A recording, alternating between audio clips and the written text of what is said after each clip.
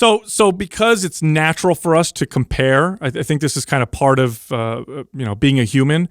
What would be, I guess, a fair person to compare yourself with? Would it be just yourself, I guess, who you were yesterday? Well, the pursuit of excellence means continuous improvement. I mean, that's really what we're talking about. And it's improving to across your own set of goals toward and making progress in a positive way.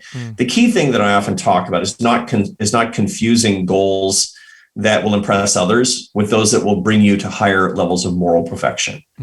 And so this is, I've written about this, and there's a very tenuous link between fitness and happiness. And there's a very interesting set of papers. I mean, I'm very, very big into fitness, as you know. I mean, I really believe in it. The problem is that if you do it because you think when you get more beautiful that you'll be happier, you're sadly mistaken on the cost and benefits. So you find, for example, that if you move from about the 50th percentile in beauty, that's right in the middle of the population. You're neither ugly nor beautiful. And you move to the 85th percentile, which is like, you got it going on. Mm-hmm. I mean, you're more beautiful than 85% of the population, right? That will move you from the 50th to the 51st percentile in happiness. It's just totally not worth it because, you got to have surgery for that. You got to spend 3 hours a day in the gym for that. You got to, you need a divinely inspired miracle for that in many cases. It's just not worth it. You need to do these things for intrinsic reasons. I want to challenge myself.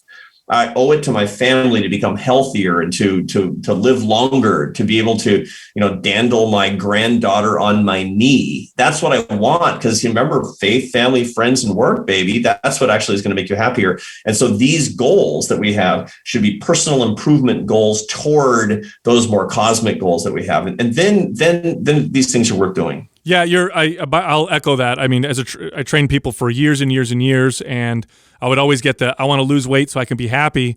And I'd have to work with them and train them and show them, well, you got to be happy before you lose the weight because it's never gonna work out. Earlier you were talking about, enjoyment, satisfaction, and purpose. Enjoyment is about feeling good. Purpose is about pain. It's like they're contradicting. How do we reconcile that? Yeah. So the key thing is balance, and everything in life is balance. It's balance between the time you spend in the gym and the time you don't spend in the gym. It's balance between, the days that you eat free and the days that you're on a diet. This kind of moderation is a matter of prudential judgment. The happiest people actually find this balance in their life. The unhappiest people, the people who suffer from addiction, for example, they really have a hard time with balance. It's like, if that feels good a little, then a lot is going to feel great. And that's wrong in almost every case. Mm-hmm. You can get into these addictive behaviors. And by the way, there's brain chemistry that aids and abets this mistake. There's a neuromodulator called dopamine. And everybody at this point knows what dopamine is. It's implicated in all addictive substances and processes. So you can get addicted to, and I know a ton of people in my world who are addicted to success. People who are addicted to work, they're workaholics, but also people who get addicted to drugs and alcohol and gambling and, pornography and bad stuff. The reason is because your brain, your dopamine signals, they say like, I like that. Give me more. I want more right now. And then you start responding to your brain. Your brain chemistry starts pulling you. And you need to retrain your brain. And the way that you do that is you become a master. And the master is one who actually finds balance. So that's the key. Everything in balance. If I'm basically looking for pure enjoyment, I'm not going to be happy. If I'm so stoic that I'm willing to put up with any amount of pain, then I don't have the balance either. I see. You're a fitness fanatic, and you work out all the time. So you feel the physical pain of squats or barbell rows or deadlifts. Have you changed your relationship with pain to make it something that you then can, it's not enjoyable, the sensation, but rather you have a different relationship to it? Is that part of the key? Because I'm using fitness because I notice I do that with fitness, but with other things I have a tough time with it. Yeah, for sure.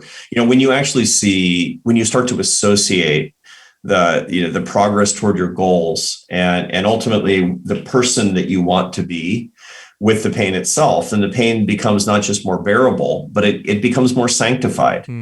It's interesting that, we do this all the time. The monks during the Middle Ages, we laugh at them because they were doing things like, using cords and whipping themselves or wearing hair shirts or something like that. And yet, we're working out and it's the whole point was they were looking for spiritual perfection through mortification. I see. And there's a form of mortification that we're actually getting. And I love it. I mean, I just, I jump out of bed every morning and I have a gym in my basement and I just love it.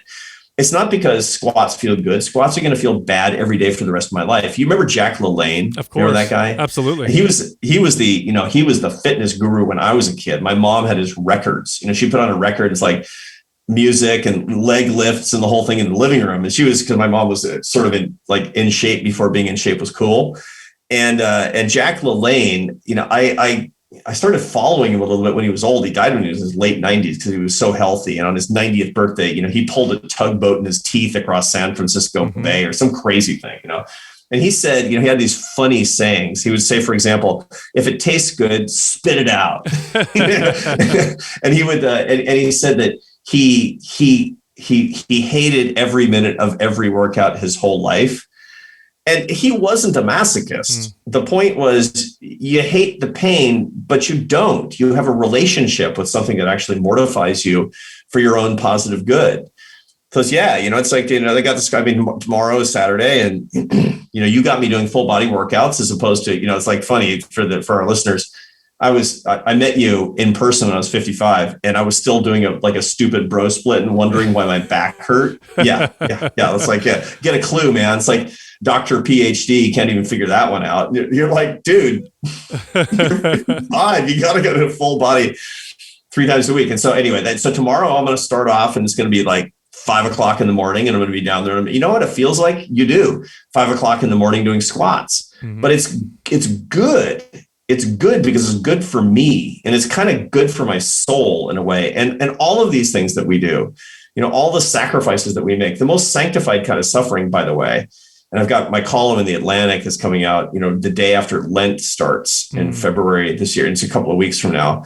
The reason that sacrifice for other people is so pleasurable is because this sanctification, because of the sacredness that actually comes. And so you find, for example, that when you sacrifice for your baby son, and it's good.